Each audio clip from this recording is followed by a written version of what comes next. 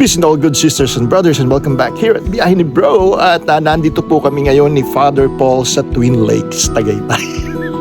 Joke lang po yun. Bakit nawawala po yung Taal Volcano? Nawawala yung Taal Volcano. See? So ngayon po kami ay kasta sa Castel Gandolfo. Tama ba?